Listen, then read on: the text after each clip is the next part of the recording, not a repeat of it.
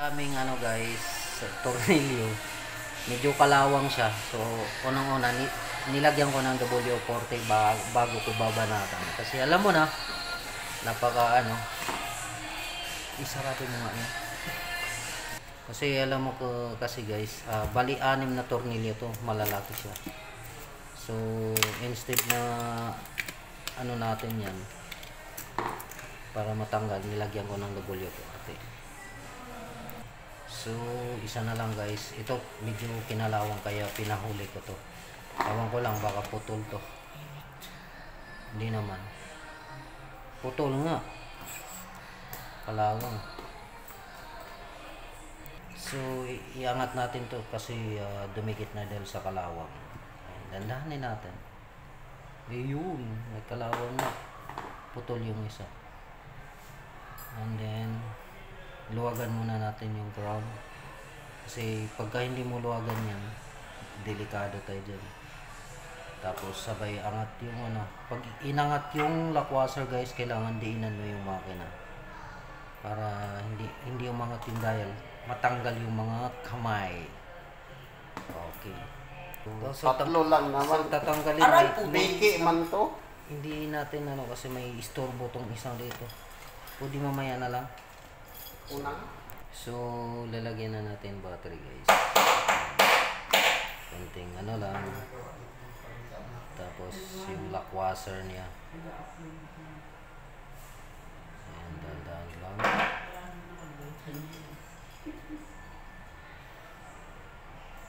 Medyo magalaw. Kailangan talaga dito matsiga.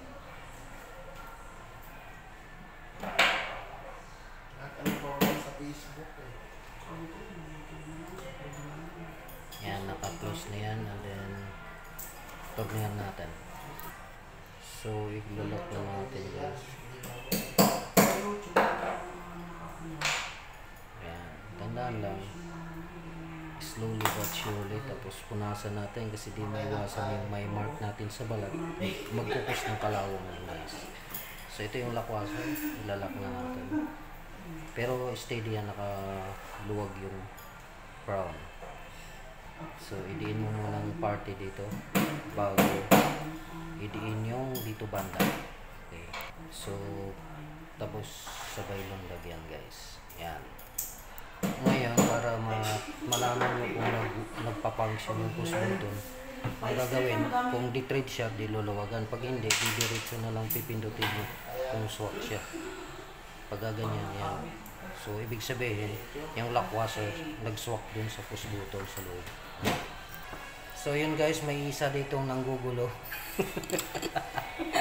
Ipakitang nanggugulo at ibababalik na natin yung backcase niya. So, itong gasket na to, nilagyan ko ng sealant yan.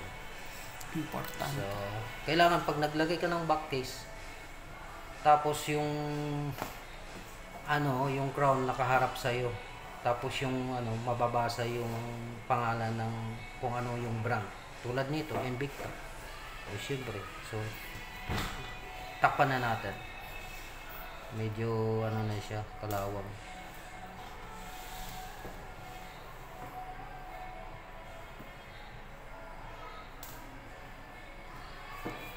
So, malapit na matapos guys. 6 na tornilyo to. Tapos, isa na lang.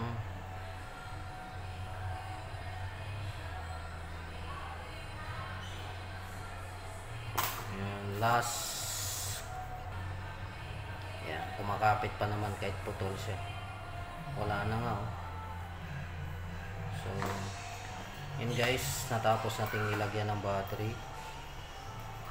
So,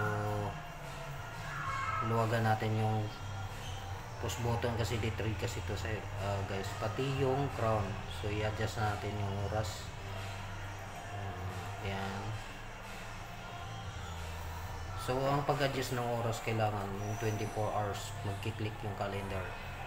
So, nag-click na yung kanina. So, isakto natin sa oras. So, now it's 11:22 27 in the morning. Kapit na mag-lunch. February 5, 2025. Okay.